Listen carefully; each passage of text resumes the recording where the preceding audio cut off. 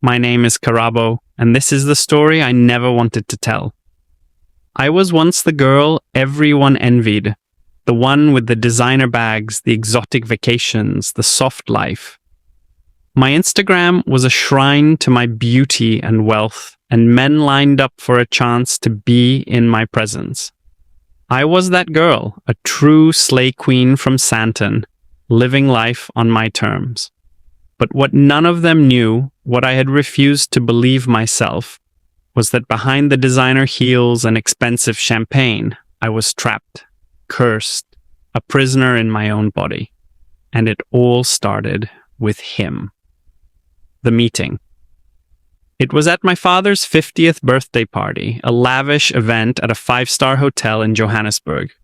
The guest list was elite, business moguls, politicians, and foreign dignitaries. I had no intention of attending, but when I heard how powerful the guests were, I knew it was an opportunity I couldn't miss. That's where I met Honorable Tapiwa Mutendereki, a Zimbabwean member of parliament. He was older, late 50s maybe, but power sat on him like a crown. He was tall, well-groomed, and his voice carried the weight of authority. Unlike the usual men who chased me with desperation, he was composed, confident, untouchable. I caught him staring at me across the room, his dark eyes piercing. When I finally walked past him, he stopped me with a casual touch on my wrist. "Karabo, right?" His voice was smooth, commanding. I smiled. "You know my name?" He smirked. "I know everything worth knowing." I won't lie, his attention excited me. He wasn't like the young boys flashing rented sports cars or broke men pretending to be rich. This was real wealth, real power. That night, I went home with his number saved in my phone and a new thrill in my veins. Falling into the trap. Tapiwa wasted no time pursuing me. Expensive gifts, trips to Dubai, secret weekends in Victoria Falls. He gave me everything. I stopped entertaining other men because none of them could compare. When we were together, I felt like a queen, his queen. But there were rules. 1. No pictures of us together. 2. I was never to ask about his personal life. 3. We only met on his terms, never mine. At first, I didn't care. I was getting what I wanted, a luxurious life. But then, strange things started happening. The first warning signs. It started with my dreams. Every night, I dreamt of a giant black snake coiling around my body, whispering in a language I didn't understand. I would wake up drenched in sweat, my heart racing. Then my luck began to change. Before Tapiwa, men threw money at me just for existing. But suddenly, no man would spend on me. My regular blessers disappeared.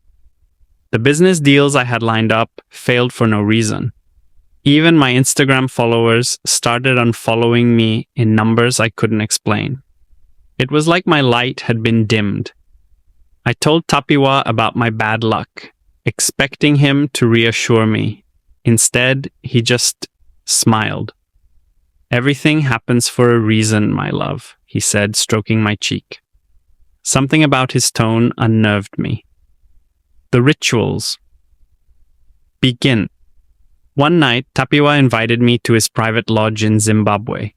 He said he wanted us to have an intimate spiritual cleansing to protect me from bad energy. I should have known something was wrong when I arrived and saw the house surrounded by strange carvings and symbols. Inside, the air smelled of burning herbs, and the lights were dim. "Trust me, Karabo," he whispered, leading me to a candlelit room. I felt dizzy as he handed me a drink. "It will help you relax," he said. The last thing I remember was his voice chanting softly, and then darkness.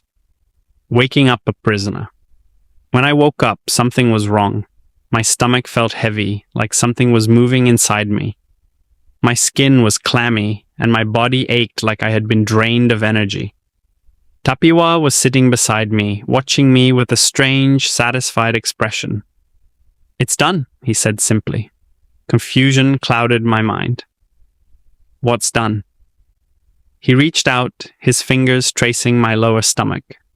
You are blessed now, Karabo. The serpent will guide you. I recoiled in horror. My mind flashed back to the dreams of the snake, the way my luck had vanished, the way I felt empty inside.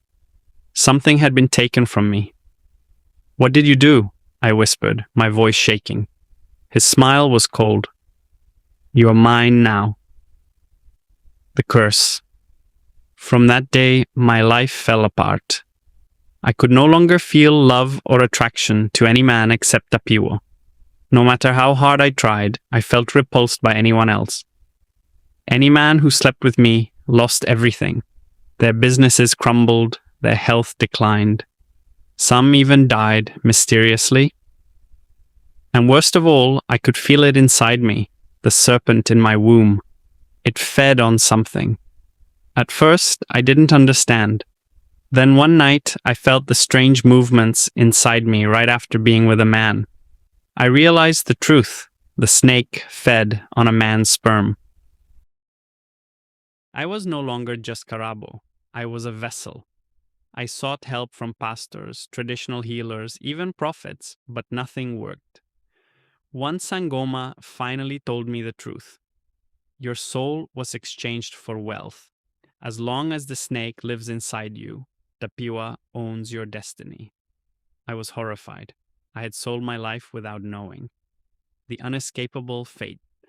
Now I am a shadow of who I once was. I can't sleep without nightmares. I can't be with any man without bringing destruction upon him. I have no luck, no joy, no future. And Tapiwa, he still calls, still whispers, you are mine, Karabo. You will never be free. And deep inside, I know. The serpent still lives. It's been a year since I became a prisoner in my own body. A year since Tapiwa Mutendereki, the Zimbabwean MP and ritualist, made me his vessel. Since he planted the serpent in my womb, a creature that feeds on the life force of men. I've tried everything. Deliverance prayers, sangomas, even a trip to a secret prophet in Nigeria. But nothing works. Each time a healer tries to free me, the snake fights back. The men who never leave alive.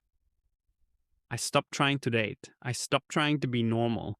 But men still come to me. They are drawn to me, hypnotized by a force I can't control.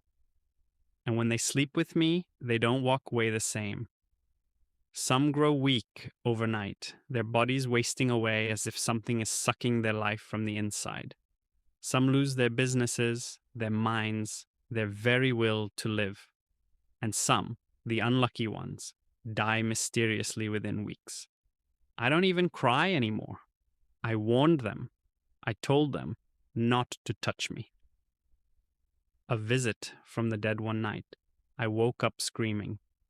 I had dreamt of Bongani, a man I had been with months ago. His face was pale, his eyes hollow. He had died in a car accident a month after we were together. In my dream, he stood at the edge of my bed, staring at me with rage. His voice was a chilling whisper. You killed me, Karabo. I wanted to scream, to deny it, to tell him I never meant for any of this to happen. But then, I felt the serpent move inside me, a slow, deliberate slither, and I knew it was feeding on their souls too. The return of Tapiwa.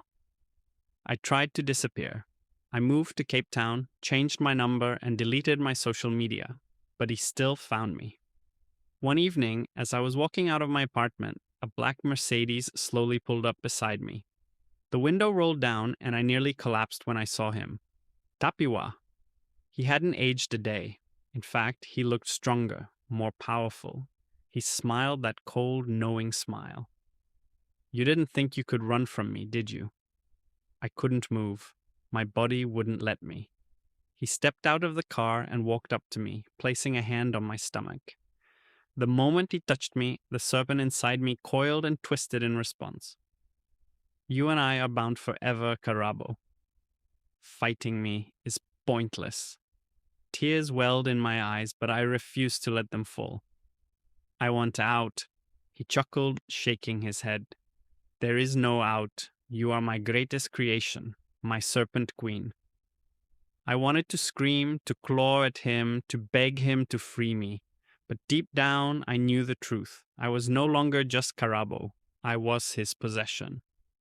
And unless I found a way to break the curse, I would remain his forever.